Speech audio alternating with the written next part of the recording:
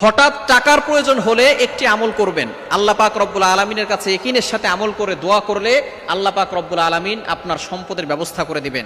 আমাদের অনেক সময় এমন প্রয়োজন চলে আসে যে সময় টাকার খুব প্রয়োজন হয়, অনেক সময় আমরা বিপদে পড়ে যাই, বলেন হুজুর এভাবে কি সম্ভব? সাহাবায়ে কেরাম ইয়াকিনের সাথে দোয়া করতেন, আল্লাহ পাক রব্বুল আলামিন গায়েবী ভাবে রিজিকের ব্যবস্থা করতেন। গায়েবী ভাবে, পাতিলে কোনো খাবার নাই, আল্লাহর উপরে ভরসা করে ইয়াকিনের সাথে হাত দিয়েছে, আল্লাহ পাক রব্বুল আলামিন ভরপুর খাবার সেই পাতিলে দিয়ে রেখেছেন। সুতরাং এটাই হচ্ছে আল্লাহ পাক রব্বুল আলামিন যে পারেন, সেটা হচ্ছে তার অলৌকিক প্রমাণ। সাহাবায়ে কেরাম ইয়াকিনের সাথে আল্লাহর কাছে চাইতেন, আল্লাহ পাক রব্বুল আলামিন সাথে সাথে জান্নাত থেকে খাবার পাঠিয়ে দিতেন। এজন্য অবশ্যই আমরা যদি ইয়াকিনের সাথে আল্লাহর কাছে চাইতে পারি এবং আমল করতে পারি, তাহলে অবশ্যই আমরা টাকা নয় সকল কিছু আমরা পেয়ে যাব। আল্লাহ পাক রব্বুল আলামিন অভাব দূর করবেন, সম্পদ দান করবেন। কিভাবে আমলটা করবেন? সূরা ইখলাসের আমল।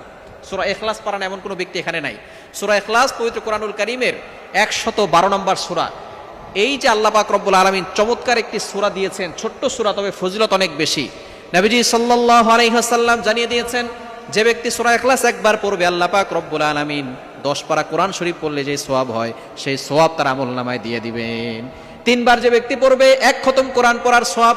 নবীজি সাল্লাল্লাহু আলাইহি সাল্লামের যুগে একজন সাহাবীকে নবীজি সাল্লাল্লাহু আলাইহি সাল্লাম ইমাম বানায় পাঠাইলেন। ওই সাহাবী প্রত্যেক নামাজে সূরা ইখলাস পড়ে।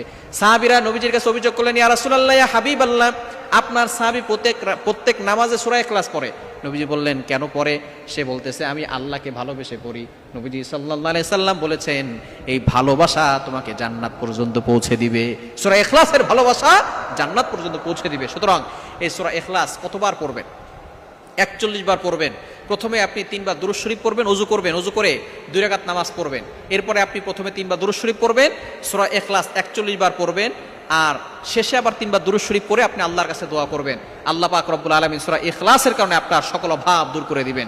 এক বিদুইন নবীজির কাছে গিয়ে বলেন, ইয়া রাসূলুল্লাহ, ইয়া হাবিবাল্লাহ, আমি অভাবে পড়ে গেছি, দুনিয়া আমার কাছ থেকে বিমুখ হয়ে গেছে, ইয়া রাসূলুল্লাহ আমাকে আপনি সাহায্য করুন, আমার কিছু সম্পদ দান করুন, আল্লাহ পাক রব্বুল আলামিন যেন আমাকে সম্পদ দেয়, এমন কিছু আমল আমাকে বলে দেন। নবীজি সাল্লাল্লাহু আলাইহি সাল্লাম বলেন, বাসায় যাওয়ার সময় সালাম দিবে আর তুমি সূরা ইখলাসের তেলাওয়াত করবে। কিছুদিন পরে সে আমল করার পরে এসে নবীজি সাল্লাল্লাহু আলাইহি সাল্লাম বলেছেন, ইয়া রাসূলুল্লাহ, আমি সূরা ইখলাসের আমল করেছি, আল্লাহ তাআলা আমাকে ঘরের ভিতরে বরকত দিয়েছেন, সম্পদ দিয়েছেন, ঋণ মুক্তির ব্যবস্থা করে দিয়েছেন, আর আপনার জন্য হাদিয়া নিয়ে আসছি। সুতরাং আপনি সূরা ইখলাসের আমল করেন, আল্লাহ সকল অভাব দূর করে দিবেন।